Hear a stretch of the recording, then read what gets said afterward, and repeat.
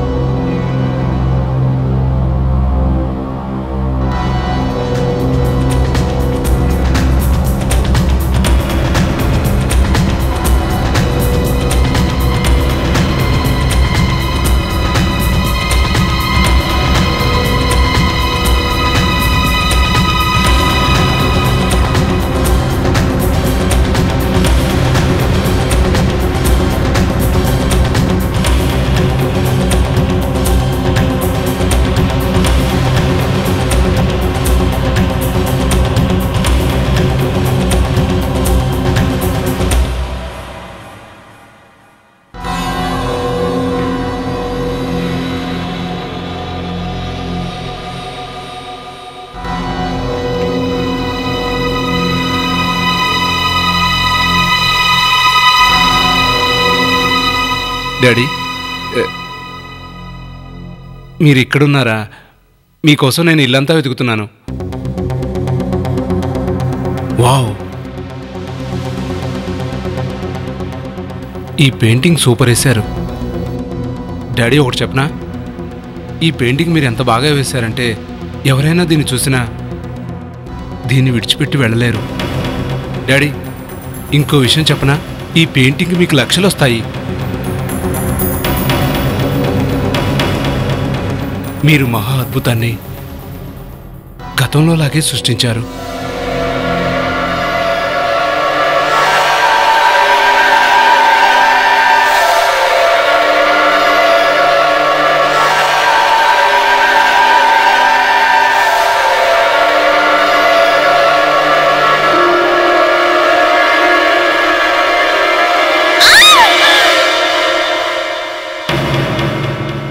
నేను ఇస్తాను, ఉండండి.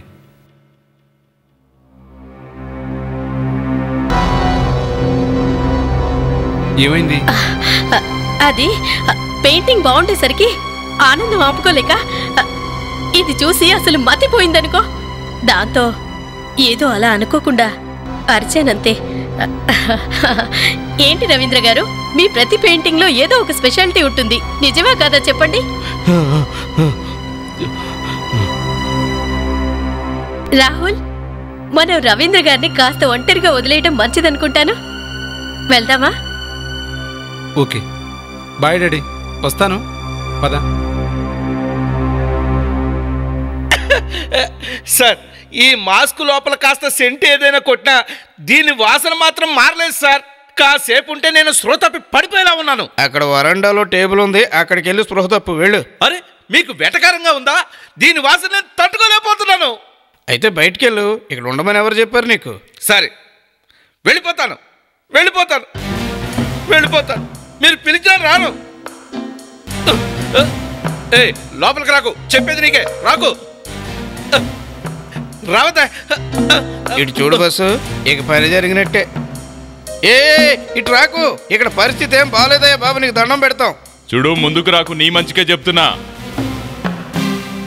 సరే వచ్చేసావుగా, ఇదిగో ఈ మాస్క్ వేసుకో. ఏంటి వద్దా? వాసన పీల్చు, పీల్చవయ్యా.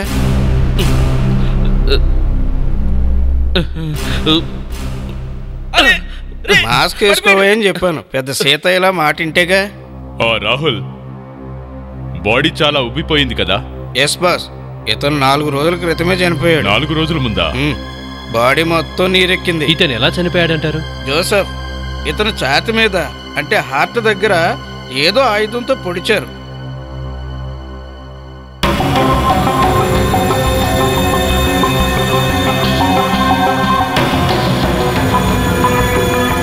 రాహుల్ ఈ వ్యక్తిని దేంతో చంపారో తెలిసే అవకాశం ఉందా?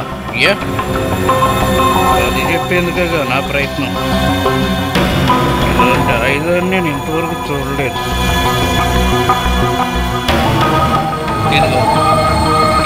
ఇది ఇలా ఉండే ఆయుధంతో ఇతను చంపేశారు. ఒకసారి చూడండి. ఇదేదో విచిత్రమైన చాకులా కనిపిస్తుంది. ఇదేమంత విచిత్రం కాదు, ఇంతకన్నా విచిత్రం చూపిస్తాను రండి. ఇలా చూడండి, ఇతని గాయం పైన నాకు ఆకుపచ్చని పెయింట్ దొరికింది.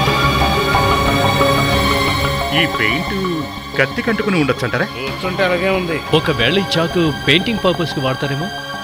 అంటే హత్య చేసిన వాడు పెయింటర్ లేదా ఆర్టిస్ట్ అయి ఉంటాడు. అయి ఉండొచ్చు. ఇలాంటి చాకు ఎక్కడ దొరుకుతుంది? ఇంకెక్కడండి, స్టేషనరీలో దొరుకుతుంది. మీకు వచ్చిన అనుమానం నిజమే సార్. ఇది పెయింటింగ్ వర్క్లో యూజ్ చేస్తారు. చాలా వరకు దీన్ని ఒక కలర్ని మరొక కలర్తో మిక్స్ చేయడానికి వాడుతూ ఉంటారు. మీరు ఇలాంటి చాకులు కూడా అమ్ముతున్నారా? చెప్పండి. అవును సార్, బయట నుంచి తెప్పిస్తుంటాం.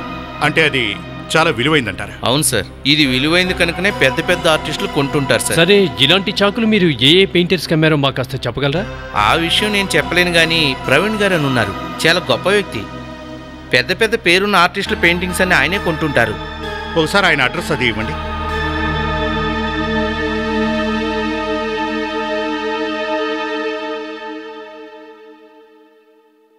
చూడండి, ఆర్ట్స్ అండ్ పెయింటింగ్లో ఎక్స్పర్టు కదా నువ్వు. ఇది ఏ రకమైన చాకో చెప్పగలవా? సార్, ఇది ఆర్డినరీ కత్తి కాదండి, ఇంకా చాలా విలువైంది కూడా. ఇది కేవలం పెద్ద పెద్ద ఆర్టిస్టులు మాత్రం యూజ్ చేస్తుంటారు. ఇంతకీ విషయం ఏంటి సార్? యాక్చువల్గా విషయం ఏంటంటే, ఒక హత్య జరిగింది, అది ఇలాంటి ఆయుధంతోనే జరిగింది. సో మా డౌట్ ఏంటంటే, ఈ హత్య ఎవరైనా అంటే హత్య ఎవరో పెయింటర్ చేసి ఉంటారని మీ అనుమానం కదూ? అసలు మేం చెప్పాలనుకున్నది ఏంటంటే, మీకు ఇలాంటి పెయింటర్ ఎవరైనా తెలుసా మన సిటీ మొత్తంలో?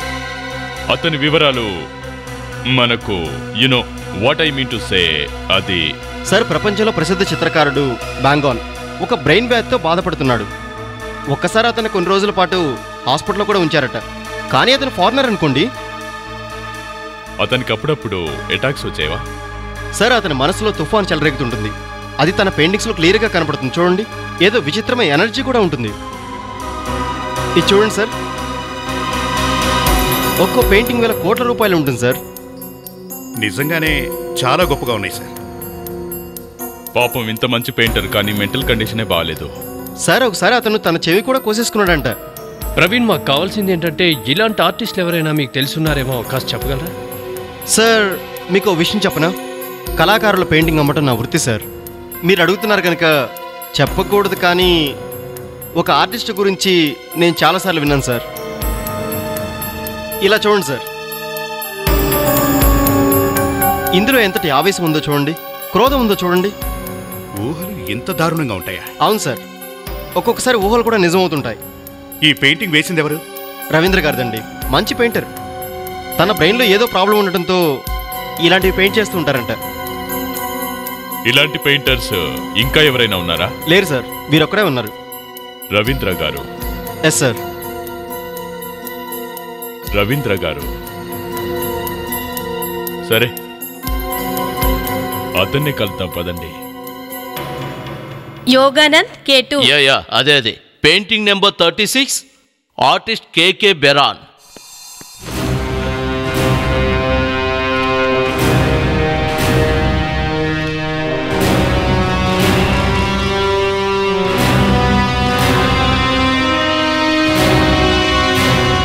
Excuse me. ఎస్, చెప్పండి సార్.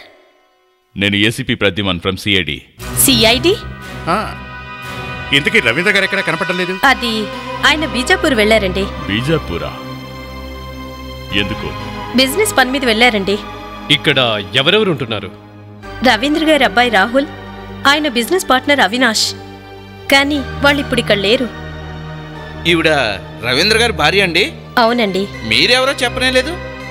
నేను ఆయన సెక్రటరీని. నేను ఇక్కడ పనులన్నీ చూస్తుంటాను. ఓకే, రవీంద్ర గారు మంచి ఫెమిలియర్ ఆర్టిస్ట్ కదా?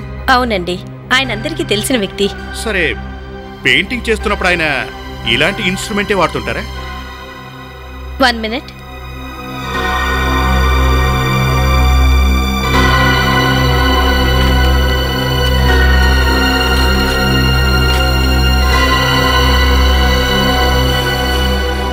అరే, ఇది అచ్చం అలాగే ఉంది. సార్, మీరు ఇవన్నీ ఎందుకు అడుగుతున్నారు? ఒక హత్య జరిగింది. హత్య? మీరు కాస్త ఈ ఫోటో చూసి ఇతను ఎవరో ఏంటో చెప్పగలరా? లేదండి, ఇతని మొహం ఇలా ఉందేంటి? పర్లేదండి, చూసి చెప్పండి. నేను చూడలేకపోతున్నాను. శ్యామ్, అతను చెప్తాడు, ఉండండి. ఇలారా. ఓసారి ఈ ఫోటోలో ఉన్న వ్యక్తిని చూసి గుర్తుపట్టగలరేమో చెప్పండి. ఇతను మాధవ్లా ఉన్నాడే, చూడండి. ఇతను ముక్కు కింద పుట్టుమచ్చ కూడా ఉంది. ఈ మాధవ్ ఎవరు? మాధవ్ అంటే మాధవ్ ఇక్కడ మేనేజర్ అండి. గత 4 రోజుల నుంచి అతను ఇక్కడికి రావడం లేదు సార్. 4 రోజుల నుండి రాకపోతే మీరు పోలీస్ స్టేషన్లో కంప్లైంట్ ఇవ్వలేదా? అది మేము పోలీస్ స్టేషన్లో కంప్లైంట్ ఇచ్చామండి. ఈ మాధవ్ పట్ల రవీంద్ర గారి ప్రవర్తన ఎలా ఉండేది? బాగుండేది. నువ్వేదో దాస్తున్నావు. రవీంద్ర గారు మానసిక రోగే కానీ ఎవరిని హత్య చేసేంత నీచులు కారు. ఆ విషయం ఎలాగూ తెలిసిపోతుంది. ఒక్క విషయం చెప్పు, ఈ మాధవ్ సీట్ ఎక్కడా? ఓ, మాధవ్ సీట్ ఇదన్నమాట. వస్తువులన్నీ కూడా ఇలా ప్యాక్ చేసి ఉన్నాయి అంటే ఎక్కడికో వెళ్ళిపోతున్నట్టున్నాడు. ఎక్స్క్యూజ్ మీ, మాధవ్పై హత్య జరిగిందని సెక్రటరీ చెప్పింది నిజమేనా? మీరెవరు? నేను రవీంద్ర గారి అబ్బాయిని. నా పేరు రాహుల్. ఈ మాధవ్ ఇక్కడి నుంచి ఎందుకు వెళ్ళాలనుకున్నాడో నీకు తెలుసా? అది నాకు తెలియదు సార్. ఓకే, ఈ మాధవుని చంపే అవసరం అసలు ఎవరికుందో ఏంటో చెప్పగలరా? గత కొన్ని రోజులుగా మాధవ్ చాలా డల్గా ఉండేవాడు. Is it? ఎందుకు? ఎందుకో నాకు తెలీదు. చూడు, అసలు నిజమేంటో చెప్పు. ఇది హత్య కేసు, తేడా వస్తే ఇరుక్కుంటా.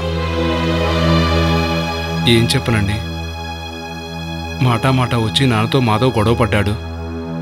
వాళ్ళు ఎందుకు గొడవ పడ్డారు? అది నాకు తెలీదండి. ఆ తర్వాత మాధవ్ ఆఫీస్కి రావడం మానేశాడు. జాబ్ మానేసి వెళ్ళిపోయాడు అనుకుంటా. అవునా? అర్జెంటుగా మేము మీ నాన్నగారితో మాట్లాడాలి. కాస్త ఫోన్ చేయండి. నేను చాలాసార్లు ట్రై చేశాను సార్. తన ఫోన్ ఎప్పుడూ స్విచ్ ఆఫ్ అని వస్తుంది. స్విచ్ ఆఫ్ వస్తుందా? రవీంద్ర గారు బీజాపూర్ వెళ్ళారు. అక్కడ అడ్రస్ ఇవ్వు. వస్తున్నా, వచ్చేస్తానే. చూడు, ఇప్పుడు నేను బీజాపూర్లో ఉన్నా. ఓకే, వచ్చేస్తానే. కాదు, వినమంటే హలో. నా భార్య నన్ను ఫోన్లో తిడుతుంటే నీకు నవ్వొస్తుందా? సార్, అది సార్లందరూ లోపలికి వెళ్ళారు. ఎప్పుడు బయటకు వస్తారో ఏంటో. చచ్చాను రా దేవుడా.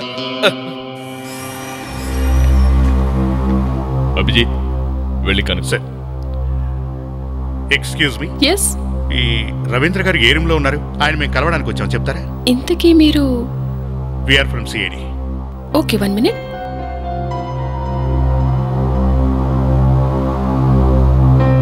Room number 7. I see. Madam, తనకు ఫోన్ చేయండి, పిలవండి. Yes sir.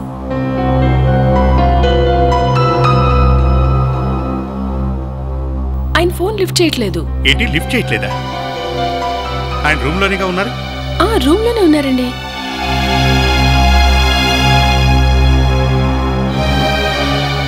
రూమ్ కీ కూడా ఇక్కడ లేదు. అభిజిత్, రూమ్లోకి వెళ్ళి చూద్దాం పద. పద. Sir, 1 minute. నేను హౌస్ కీపింగ్ వాళ్ళని అడిగి చూస్తాను. రూమ్ నెంబర్ 7 లో ఉన్న ఆయన రూమ్ లో లేరా? లేదండి, నిన్న సాయంత్రం నుండి కనబెట్టలేదు. నిన్న సాయంత్రం నుంచి లేడా? నిన్న సాయంత్రం నుంచి ఆయన రూముకు రాకపోతే మీరేం చేస్తున్నారు? సార్ నిన్న ఈవినింగ్ డ్యూటీ నాది కాదండి. మీరు లేకపోతే వేరే వాళ్ళు ఉంటారు కదా, వాళ్ళని పిలవండి. Okay sir. సో ఇతనే రూమ్ బాయ్. నిన్న సాయంత్రం రవీంద్ర హోటల్ నుండి బయటికి వెళ్ళడం చూశాట. అవును సార్, రవీంద్ర గారు నిన్న సాయంత్రం వాకింగ్ అని బయటికి వెళ్ళారు. అవునా? తర్వాత ఏదో పని ఉందని కీ కూడా తన వెంటే తీసుకుని వెళ్ళారు సార్. విచిత్రంగా ఉంది. మీ హోటల్కి వచ్చిన ఓ గెస్ట్ నిన్న సాయంత్రం నుంచి కనిపించకపోతే మీరు గోళ్ళు గిల్లుకుంటూ కూర్చున్నారా? ఆయన వాకింగ్కి వెళ్ళారు. సరే, ఇక్కడ అంత ప్లేస్ ఎక్కడుంది? హోటల్ చుట్టుపక్కల ఎక్కడైనా ప్లేస్ ఉందా? సార్ హోటల్ పక్కన ఓ ఫారెస్ట్ ఉంది, బహుశా అక్కడికని వెళ్ళారేమో.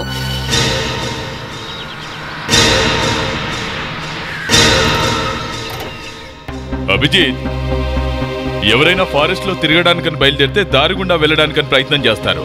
Yes sir. ఇంతకీ రవీంద్ర అడవిలో ఏం చేయడానికి వచ్చాడో అర్థం కావట్లేదే. పర్లేదులే, ఎలాగైనా సరే రవీంద్ర గారిని వెతికి పట్టుకుందాం. మీరు అలా వెళ్ళండి. వివేక్, ప్రణీత్, మీరు ఇటు వెళ్ళండి. ఇక మీరు ఇక్కడే ఉండండి.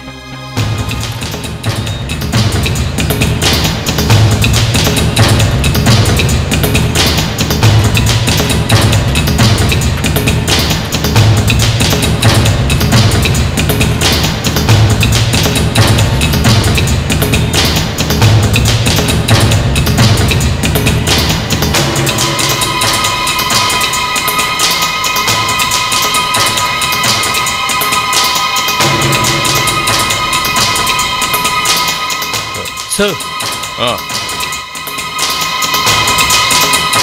ఏంటి జోసఫ్? బ్లడ్.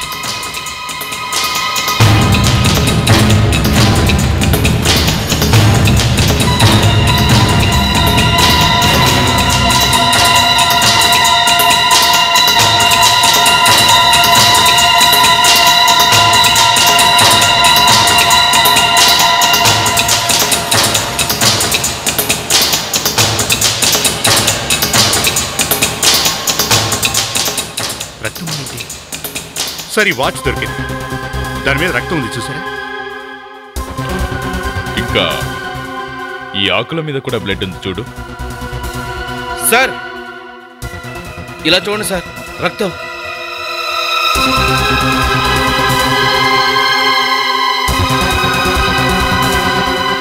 స్పెక్ట్సా? దీన్ని గుర్తుపడతావా? ఇవి మా డాడీ స్పెట్స్ అండి. దీనిపై రక్తం ఉందేంటి? ఏమైంది మా డాడీకి? అభిజిత్, ఆ వాచ్ చూపించు. మరి వాచ్ ఇదెవరిదో నీకేమైనా తెలుసా? ఇది అవినాష్ది. అవినాషా? నాన్నగారు బిజినెస్ పార్ట్నర్. తను కూడా మీ డాడీతో పాటు ఇక్కడికి వచ్చాడా? లేదు, తను గోవాలో ఉన్నాడు. గోవాలోనా? అతను గోవా వెళ్ళుంటే అతను వాచ్ ఇక్కడెందుకున్నట్టు?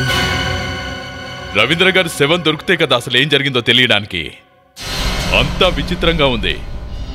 ఎవరో రవీంద్ర గారిని హత్య చేయడానికి ప్రయత్నించారు. అతన్ని కూడా మాయం చేసినట్టున్నారు.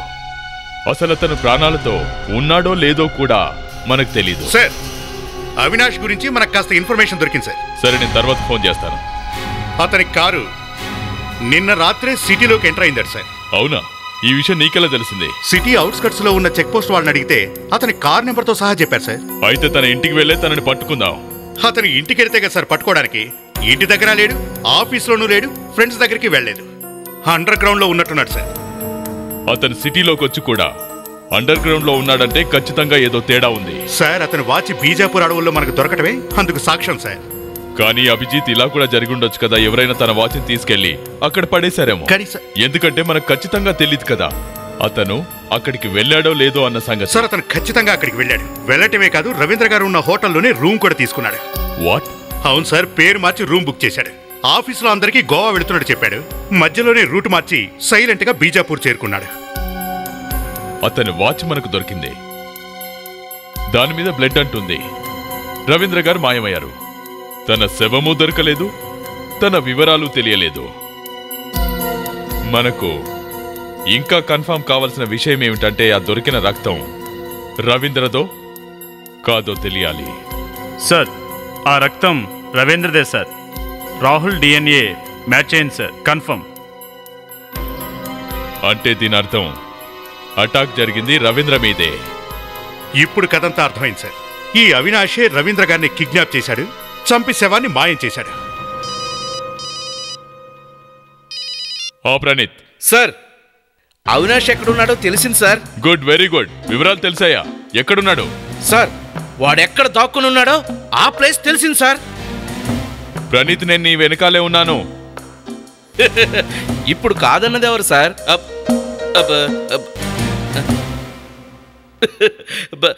సార్ అది విషయం ఏంటంటే నేను బ్యూరోకి వస్తుండగా నా ఇన్ఫార్మర్ ఫోన్ చేశాడు సార్.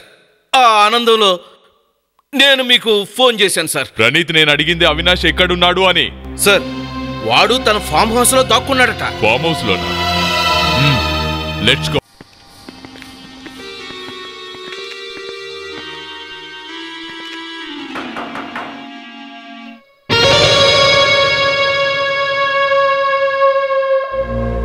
ఎవరండి మీరు? From CID. అవినాష్ ఉన్నాడా? ఆయన బయటికి వెళ్ళారండి. అచ్చా, ఎప్పుడు వెళ్ళాడు? అది నాకు తెలియదండి. అబద్ధం చెప్పకు. నేను చెప్తున్నా నిజమేనండి బాబు. సరే జరుగు, మేమే చూస్తాం. చూసేస్తారు. సార్ ఆయన వచ్చి ఇంట్లో లేరండి బాబు.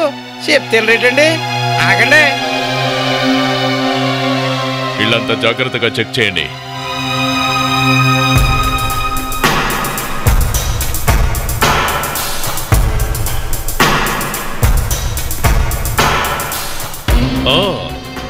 తమరు ఇక్కడున్నారా సార్? లేకండి.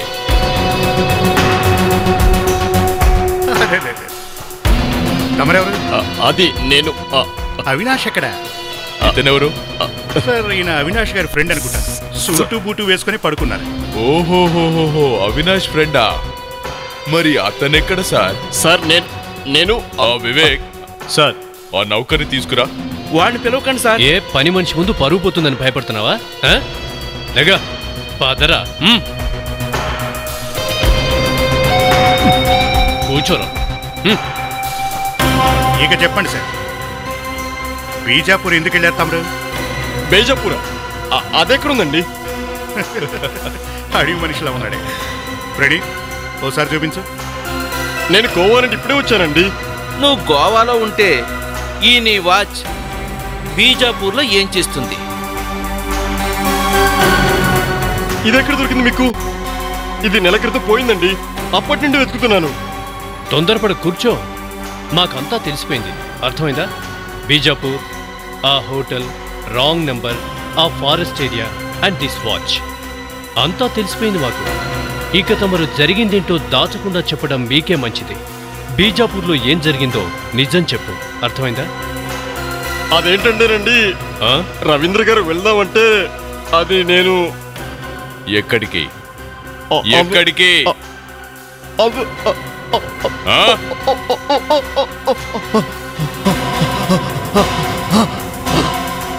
హలో, ఏమైంది బాస్? చాలా బాగా యాక్టింగ్ చేస్తున్నాడు. స్కూల్ కాలేజ్ డేస్ లో చాలా నాటకాలు వేసేవాడేమో. Hello,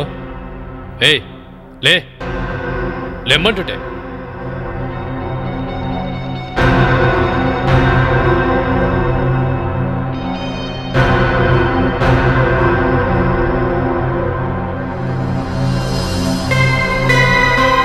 No use. He's dead. Abhijit, మనం అతన్ని భయపెట్టకుండా ఉండాల్సిందే. ఏం చేస్తాం, ఎంక్వైరీ ఏంటి అంతే. కానీ నిన్ను చూసినప్పుడే జనం భయంతో సగం చచ్చిపోతారు. కానీ వీడు దానికే చనిపోయాడే. రాహుల్, ఇతను అరవడం వల్ల చనిపోయాడా? బాస్, అలాంటిదే కనుక జరిగితే ఇక్కడ ల్యాబ్లో రోజుకో శవం లేసేది. డాక్టర్ గారు, ఒకవేళ ఇతను హార్ట్ అటాక్తో చచ్చిపోలేదుగా? చెప్పలేను, కానీ చూస్తుంటే చూడండి, లోపల నోరు పాలిపోయింది. నా ఉద్దేశంలో ఎవరో ఇతనికి విషమిచ్చి చంపేశారు. విషయంతోనా? ఏంటి సార్ మీరు అనేది? మా ముందు వీడు దర్జాగా కూర్చున్నాడు కదండి. బహుశా మీరు వెళ్లేలోపే విషమిచ్చేశారేమో. మేమితని ఇంటికి వెళ్ళేసరికి బెడ్ మీద పడుకొనున్నాడు హాయిగా. అవును సార్, కానీ బాగా చెమటతో తడిచిపోయినాడు సార్. అంటే విషం అప్పుడే తన పని మొదలుపెట్టింది. మొదట మాధవ్, తర్వాత రవీంద్ర, ఇప్పుడేమో ఇతను.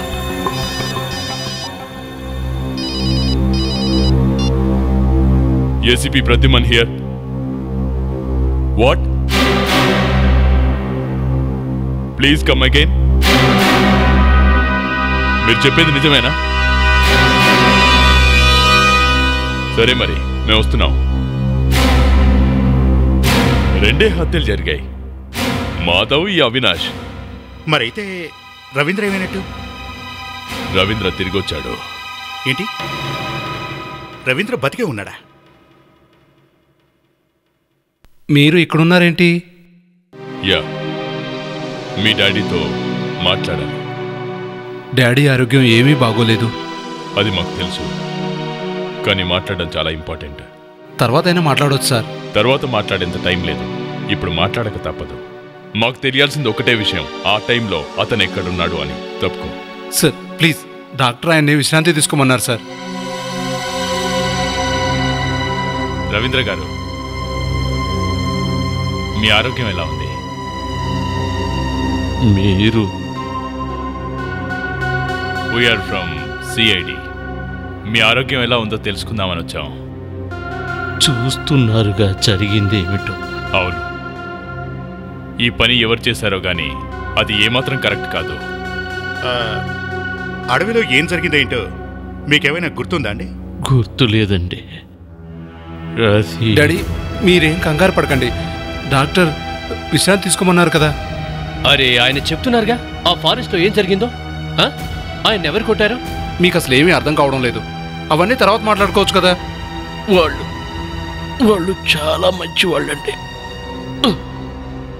ఎవరండి మంచివాళ్ళు? వాళ్ళు ఆ రైతు, అతని భార్య, ఇద్దరు చాలా మంచివాళ్ళు. నేను అడవిలో పడిపోయి ఉంటే నన్ను తీసుకువెళ్ళి సేవలు కూడా చేశారు. రవీంద్ర గారు, మీరు అడవికి షికారుకి వెళ్ళినప్పుడు మీతో ఎవరైనా ఉన్నారా? నాతో అవినాష్ ఉన్నాడు. ఏంటి, అతను ముందు నుంచే ఉన్నాడా? ఎవరు? రవీంద్ర గారు, మీరు అతన్ని అక్కడ చూశారుగా? చెప్పాలంటే చూశాను, అతన్ని చూశాను. అతనే మిమ్మల్ని కొట్టాడా? బహుశా అతనే కొట్టాడనుకుంటా. ఎవరు, అవినాష? కాదు, వేరెవరో కొట్టారనుకుంటా. వేరే ఎవరోనా? అతను కొట్టాడా మిమ్మల్ని? చెప్పాలంటే తల మీద కొట్టాడు. అతన్ని మీరేమైనా చూసారా? చెప్పండి. కాదు, స్పృహ తప్పటానికి ముందే నేను అతన్ని చూశానంతే. అసలు ఎవరతను? ఎవరు మిమ్మల్ని కొట్టింది? ఏమైంది రవీంద్ర గారు? వీడే కొట్టాడు. వాడే. నాన్న, నేను రాహుల్, మీ అబ్బాయి. నాన్న, వాడే కొట్టాడు. మా డాడీకి నేను చాలా సేవ్ చేశాను. ఆయన ఇలా చేస్తారనుకోలేదు. చాలా గౌరవించాను, ఎంతగానో ఆరాధించాను కూడా. కానీ ఇలా చెప్తారనుకోలేదు. నీ పేరు ఎందుకు చెప్పారంటావు? నువ్వేదైనా చేసావేంటి? నేనేం చేస్తానండి, ఆయన కొడుకుని నేను. ఆ విషయం మీ నాన్నగారికి కూడా తెలుసు కదా. కానీ స్పృహలోకి రాగానే నీ వైపు వేరెందుకు చూపించారు? అదే, ఆయన బ్రెయిన్ వేవ్తో బాధపడుతున్నారు. కానీ నా గురించి ఎందుకు చెప్పారో అర్థం కావడం లేదు. ఆ రోజు నువ్వు ఎక్కడున్నావు? నేను ఆ రోజు రాత్రి ఇంట్లోనే ఉన్నానండి. ఇంట్లోనే ఉన్నావా? అవునా? తర్వాత నేను ఊరికే అటు ఇటు తిరిగాను, అంతేనండి. ఆ నసుగుడేంటి? సరిగా చెప్పు. అంటే నేను నా కారులో కూర్చొని బయట తిరగడానికి వెళ్ళానండి. దాదాపుగా ఎంత దూరం వెళ్ళావు? ఎంతంటే కొంచెం దూరం. అంటే ఏంటి నీ ఉద్దేశం? కారులో కూర్చొని ఎవడైనా ఊరికే తిరగడానికి వెళ్తాడా? ఎక్కడికి వెళ్ళావో చెప్పు. నువ్వు ఎక్కడికి వెళ్ళావో నేను చెప్తాను విను. నువ్వు కావాలనే ప్లాన్ చేసి బీజాపూర్ వెళ్ళావు. ప్లీజ్ సార్, నన్ను నమ్మండి, నేను బీజాపూర్ వెళ్ళలేదు. నువ్వు కథలు చెప్తే ఇక్కడ వినేవాళ్ళు ఎవరు లేరు. నువ్వు బీజాపూర్ వెళ్ళి మీ నాన్నగారి మీద అటాక్ చేసి ఎవరికి తెలియకుండా తిరిగి వచ్చేసావు. మిస్టర్ రాహుల్, నువ్వు మీ నాన్నగారిని బెదిరిస్తూ ఎస్ఎంఎస్లు పంపేవాడివట. ఆయన అలా ఎందుకు చెప్పారో నాకు అర్థం కావడం లేదు. నేను అలాంటి ఎస్ఎంఎస్లు ఎప్పుడూ పంపలేదు. అంటే ఆయన అబద్ధాలు చెప్పాడంటావా? డబ్బుల కోసం మనుషులు ఎలాంటి పనులైనా చేస్తున్నారు. చూడండి, మా నాన్నగారి ఆస్తిలో చిల్లి గవ్వ కూడా నాకొద్దు. మీకు నా మీద నమ్మకం లేకపోతే మా నాన్నగారి లాయర్ ఉన్నారు, ఆయన అడగండి.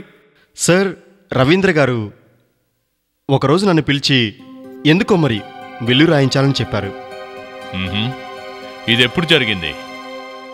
అది 1 సంవత్సరం ముందు మాటండి.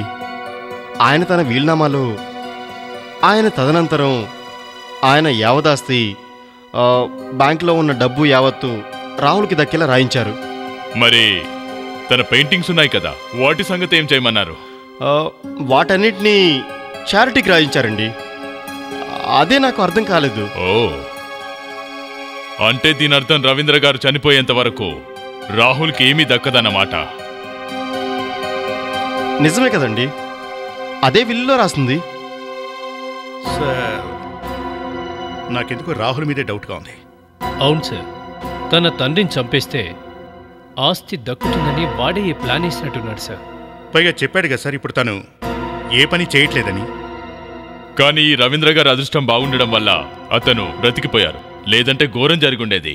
ప్రాపర్టీ కోసం సొంత తండ్రినే చంపడానికి ప్లాన్ చేస్తున్నారు. సార్, మరో విషయం మర్చిపోయాను. ఏంటి సార్? 3 నెలల ముందు రవీంద్ర గారు మరో జలక్ ఇచ్చారు. జలక? ఏంటా జలక్? ఆయన పాత విల్లు మార్చేసి కొత్త విల్లు రాయించారు. ఈజీ, పాత వీలునామా మార్చి కొత్తది రాయించారా? Yes sir. ఈ కొత్త విల్లులో ఏం రాయించారు? ఆ సంగతి నాకు తెలియదండి. అరే, తెలీదా? చిత్రంగా ఉంది. విల్లు రాసిన మీకే అందులో ఏముందో తెలీదా? ఆ కొత్త విల్లు ఆయన వేరే ఎవరితో రాయించారండి. ఈ కొత్త విల్లునామా గురించి మీకేం చెప్పలేదు ఆయన? ఏం చెప్పను సార్, ఆయన తీరే అంత. చెప్పాను కదా సార్, ఆయన్ని అర్థం చేసుకోవడం కష్టం. He's paranoid. పారనాయిడ్? ప్రతిదానికి డౌటా? ఎస్ సార్, అది ఊహించలేనంతగా. అంటే ఆయనకి పిచ్చి పిచ్చి ఊహలు వస్తుంటాయంటారు. అవును సార్. ఒక విషయం చెప్పనా, ఆయనకి వ్యతిరేకంగా నేను ప్రవర్తించానని చెప్పారు. నా సంగతి వదిలేయండి, తన కొడుకు మీద కూడా ఆయనకు నమ్మకం లేదు. సార్, ఈయన మాటలు బట్టి చూస్తే రవీంద్ర గారి పరిస్థితి అంత బాగలేదనిపిస్తుంది.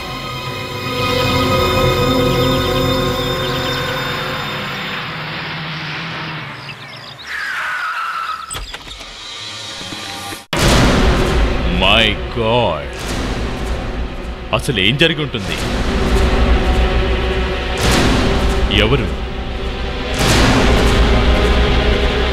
ఎవరు చేస్తుంటారు ఈ పని? ఇక్కడ ఒక్కరూ కనపడడం లేదు సార్. సార్, రక్తం.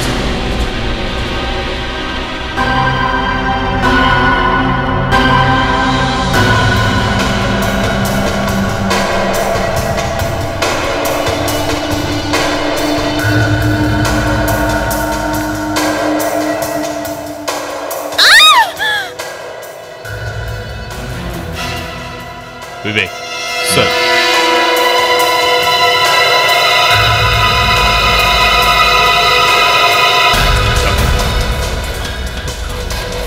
మై గాడ్, ఏమైంది?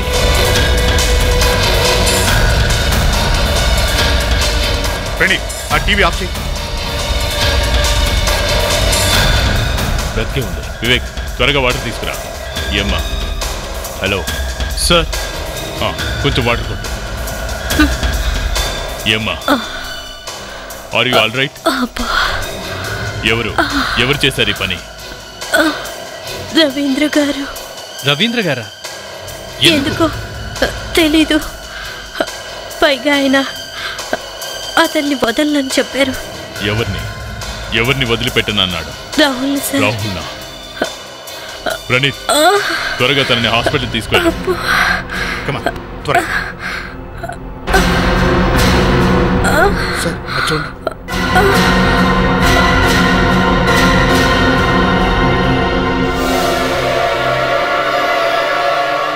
My God. అభిజిత్, త్వరగా పద. ఎక్కడ? ఓకే, ఇప్పుడేనా? Thank you very much. Joseph, నేరుగా వెళ్ళి రైట్ తీసుకో, అక్కడే ఉన్నారు. ఎందుకు? ఏమైంది? రవీంద్ర గారి కారు ఇప్పుడే క్రాస్ రోడ్స్ వైపు వెళ్ళిందట. అరే ఈ రవీంద్ర క్రాస్ రోడ్ దగ్గర ఏం చేస్తున్నట్టు? వాళ్ళ అబ్బాయి రాహుల్ ఇటువైపు ఉంటాడు కదా కార్ఖానా దగ్గర. తను రాహుల్ దగ్గరికి వెళ్తున్నాడేమో అనుకున్నా. వాడు మెంటల్ ఫెలో సార్. ఇలాంటి వాళ్ళు ఏం చేస్తారో చెప్పలేంగా. అవును, అతన్ని వెంటనే పట్టుకోవాలి, లేదంటే ఎవరిని హత్య చేస్తాడో ఏమో. అంటే మాధవ్ని హత్య చేసింది కూడా ఇతనేనా? వివేక్, ఆ పెయింటింగ్ ని చూస్తే అలాగే అనిపిస్తుంది. ఆ పెయింటింగ్ ని ఎలా చేశాడో చూసావుగా, అలాగే మాధవ్ను కూడా హత్య చేసుంటాడు. హలో, యా అభిజిత్ని మాట్లాడుతున్నా. వాట్? అభిట్స్ వైపా? ఇప్పుడే వెళ్ళాడా? Okay okay okay, thank you very much. చూసారా సార్, ఇప్పుడు రూట్ మార్చాడు. అభిట్స్ వైపా? Yes sir. మళ్ళీ అక్కడికి ఎందుకు వెళ్తున్నాడు? ఇలాంటి వాళ్ళ సంగతి మనం చెప్పలేంగా. మన వాడు ఎంత దూరం ప్రయాణం చేసినా ఎక్కడో దగ్గర ఆగి తీరాల్సింది. కానీ ఎక్కడా? సార్ ఒక్క నిమిషం సార్. ఈరోజు డేట్ ఎంత? 20th. సార్, రవీంద్ర గారి ఆర్ట్ గ్యాలరీలో తన భార్య ఫోటో ఉంది చూసారా? అవును. అయితే నేను చెప్పేది ఏంటంటే ఆ ఫోటోలో ఆవిడ చనిపోయిన డేట్ రాసింది సార్. ఈ నెలే 20th సార్. ఒకవేళ ఇతను తన అత్తగారింట్లో ఏదైనా ఫంక్షన్ ఉండి వెళ్ళాడా ఏంటి? వివేక్, వెంటనే ఫోన్ చేసి వాళ్ళ ఇల్లు ఎక్కడ కనుక్కో. హలో సార్, నేను సిఐడి నుండి వివేక్ని మాట్లాడుతున్నాను. యా, రవీంద్ర గారి భార్య ఇల్లు ఎక్కడండి? Yeah, okay, thank you sir. Ravindra గారి భార్య ప్లాట్ నెంబర్ 43 అబిడ్స్లో ఉంటుంది సార్. ఏంటి అబిడ్స్లోనా? Yes sir. అక్కడికి వెళ్తున్నాడు అనుకుంటా. జోసఫ్, త్వరగా ఫ్లాట్ నెంబర్ 43 అబిడ్స్ పోనీ.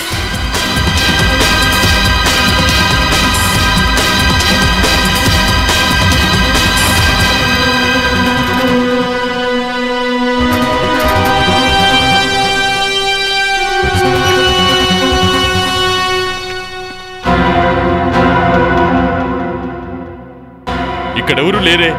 వెహికల్ బయటే ఉందే. అయితే ఇంట్లో దాక్కొని ఉంటారు. వెళ్ళి వెతకండి.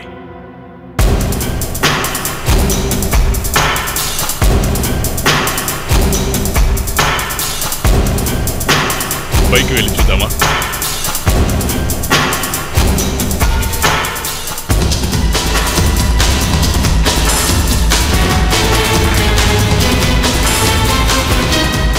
My God. రాహుల్, ఏమైంది? మై గాడ్, ఏమైంది? ఎవరిని మీద అటాక్ చేసింది? వివేక్, ఇప్పుడే జరిగినట్టుంది. అతను ఇక్కడే ఉండి ఉంటాడు. Go and search. చెప్పు రాహుల్.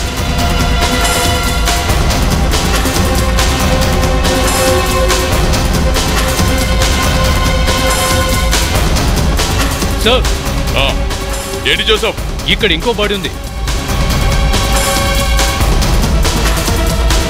చెప్పు జోసఫ్. చెప్పు, ఎవరు అటాక్ చేశారు? మాయ అంటే మాయ అంటే ఏంటో చెప్పు.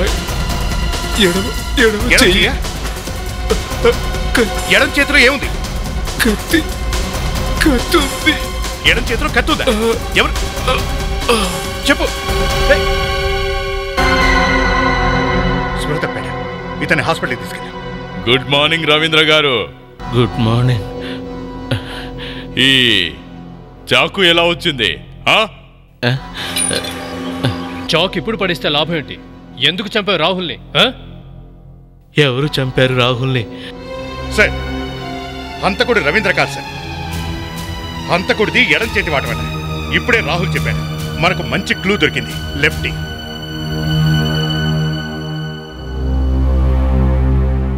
అరే మేడం గారు, మీరు ఎక్కడికో బయలుదేరినట్టున్నారు. ఓ మీరా? నేను మీకే ఫోన్ చేద్దాం అనుకుంటున్నాను. నేను మీ అందరికీ థ్యాంక్స్ చెప్పుకోవాలి. ఎందుకంటే మీరంతా కలిసి సరైన టైంలో నన్ను హాస్పిటల్లో చేర్పించారు. లేదు లేదు, ఇందులో థ్యాంక్స్ చెప్పాల్సిన అవసరం ఏముంది? అదంతా మా డ్యూటీలో భాగం. కానీ మీరు హాస్పిటల్ నుంచి ఇంత త్వరగా డిశ్చార్జ్ ఎలా అయ్యారు? తమరు హాస్పిటల్ నుంచి పారిపోయినట్టున్నారు. లేదు లేదు, వాళ్ళే నన్ను తొందరగా డిశ్చార్జ్ చేశారు. అబద్ధం. అలా జరిగే ప్రసక్తే లేదు. చెప్పు ప్రణీత్, నువ్వు తన్ని హాస్పిటల్కి తీసుకెళ్ళినప్పుడు డాక్టర్ ఏం చెప్పిందో చెప్పు. సార్, డాక్టర్ గారు డిశ్చార్జ్ కావటానికి 3 రోజులు పడుతుందని చెప్పారు. కానీ ఈవిడ ఈ రోజే డిశ్చార్జ్ అయింది. అది సర్లేండి, మీరు లెఫ్టీ కదా? అంటే ఏంటంటే నీ పనులన్నీ కూడా నువ్వు నీ లెఫ్ట్ హ్యాండ్ తో చేస్తూ ఉంటావు. మేము ప్రత్యక్షంగా చూసాం. నీ లెఫ్ట్ హ్యాండ్తో నువ్వు రాస్తూ ఉండడం. నువ్వు హత్య లెఫ్ట్ హ్యాండ్తో చేసావు కదూ? వాట్? మీరంతా ఏమంటున్నారో నాకు అర్థం కావడం లేదు. మాధవ్ని హత్య చేశారు లెఫ్ట్ హ్యాండ్తో. ఇక అవినాషిని విషమిచ్చి చంపారు. ఎందుకు? అతన్ని నేను హత్య చేశానా? నువ్వే చంపావు. నువ్వే చెప్పు. అవినాష్ ఎందుకు చంపావు? అతను నువ్వు తోడు దొంగలేగా. నువ్వు చెప్పబట్టేగా రవీంద్రని చంపడానికి అతను బీజాపూర్ వరకు వెళ్ళాడు. అరే, అసలు అతను బీజాపూర్ వెళ్ళిన విషయం నాకు తెలియనే లేదండి. అబద్ధం, అంతా అబద్ధం. బీజాపూర్ నుంచి రాగానే అతన్ని హత్య చేసేశావు. శాశ్వతంగా అతన్ని నోరు మూయించావు.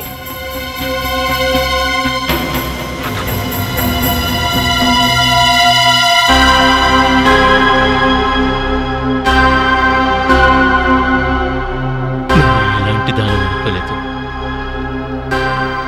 నువ్వు నా భార్యవా లేక నేను సెక్రటరీగా వచ్చి రవీంద్రని ట్యాప్ చేశాను. అతని మానసిక పరిస్థితి సరిగ్గా ఉండేది కాదు. దాన్ని నేను మంచి అవకాశంగా భావించి తన కొడుకు రాహులే తనకు శత్రువు అని చెప్పాను. నేను మళ్ళీ పెళ్లి చేసుకోవడమే తప్పు. ఈవిడ గారి మాటలు విని నువ్వు వీలునామా మార్చేశావు.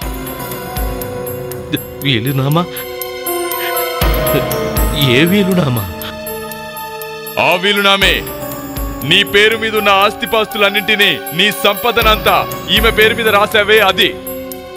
తన పేరు మీద నేను రాశానా? ఏ పిచ్చోడా, ఆ వీలునామా ఎక్కడ దాచావో చెప్పు. ఎవరు దాచారంటున్నావు?